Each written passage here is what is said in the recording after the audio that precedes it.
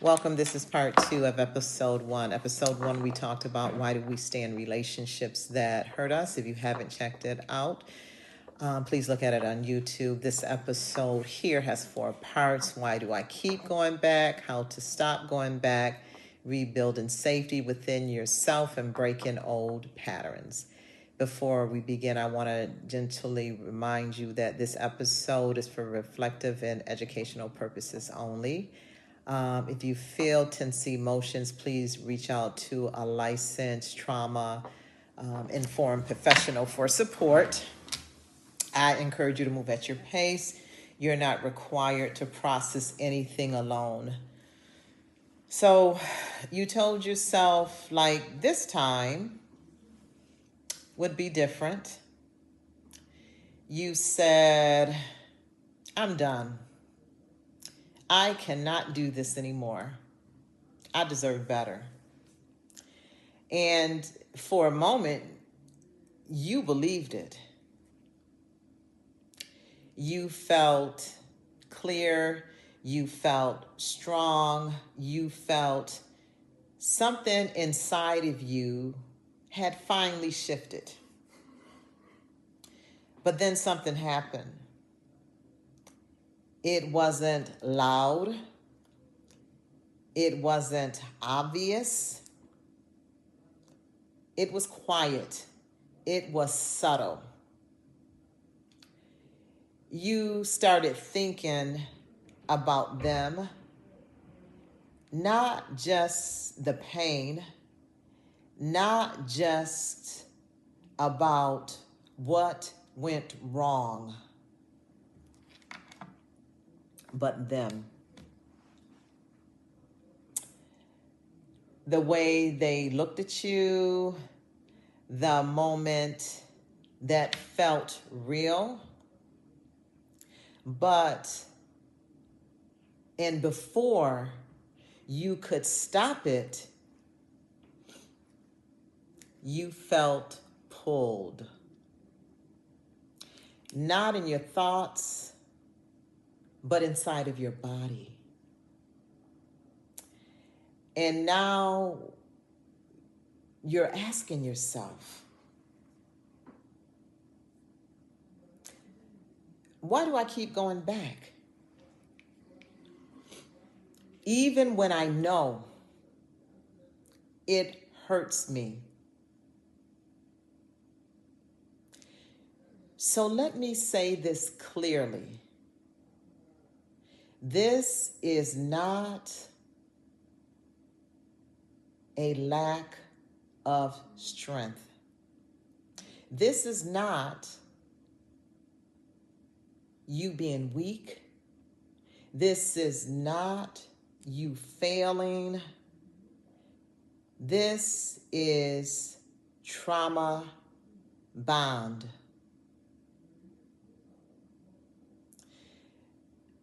So before we go deeper, take a breath. Inhale. Exhale. You do not need to fix anything right now. Just notice your body. Where do you feel this? Is it in your chest? Is there tightening in your chest? Is there heaviness in your chest? Is it in your stomach? Does it drop inside of your stomach? Or maybe you don't feel anything at all. You just feel numb. All of that that's going inside of your body, the way you feel, is just information. And it is not judgment. So trauma bond is not just attachment. It is not just I love them. It is attachment that formed through pain.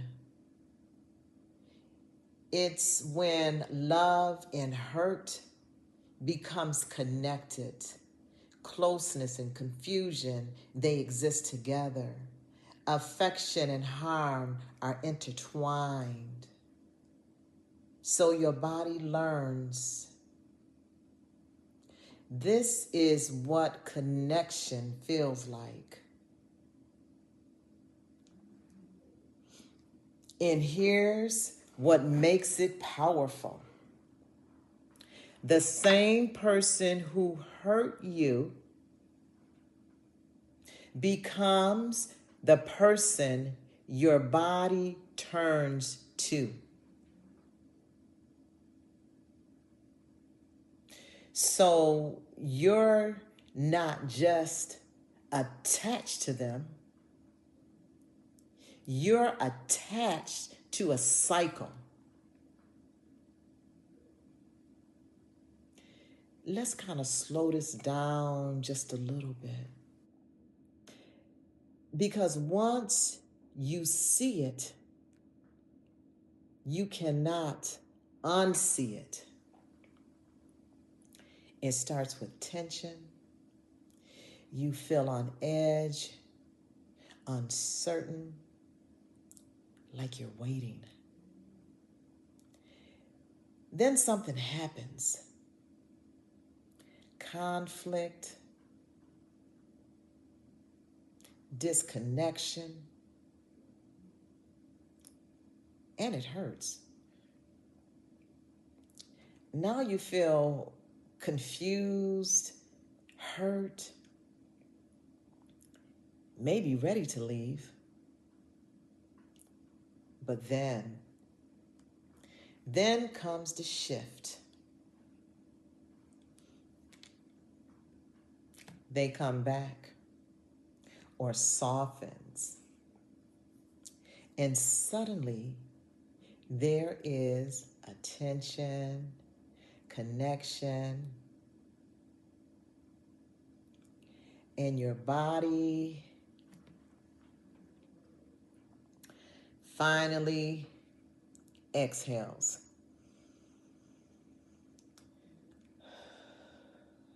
That's relief. That moment, everything softens. That is what bonds you.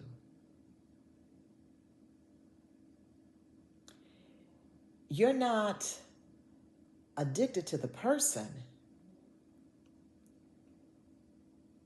You're attached to the relief that follows the pain.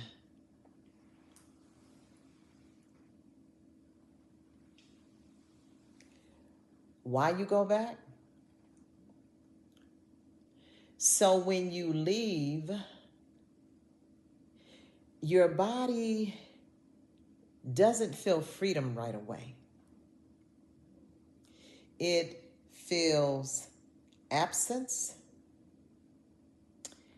And that absence, it feels like something is missing. You may feel anxiety, emptiness, restlessness, longing. And your mind says, maybe it won't, or maybe it wasn't bad at all. Maybe I overreacted. Maybe I should try again. But this is not clarity. This is your nervous system. The nervous system is trying to return to what it recognized. Your body is not asking, is this healthy?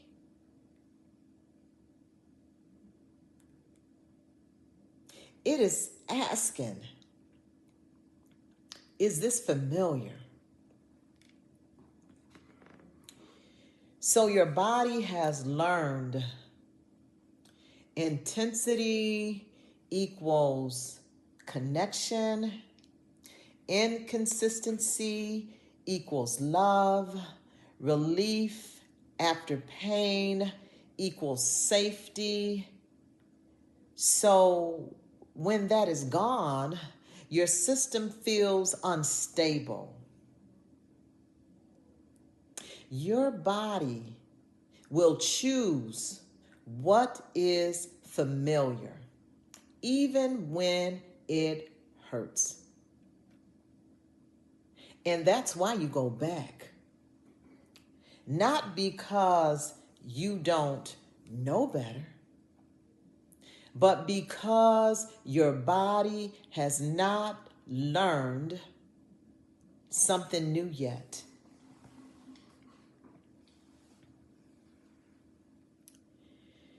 You are not going back because you want pain. You are going back because your body recognizes it. And healing is teaching your body that it no longer has to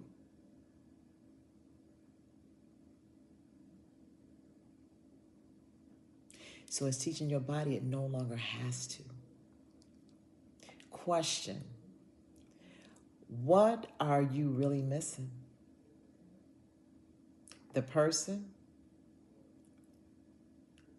or the feeling of relief?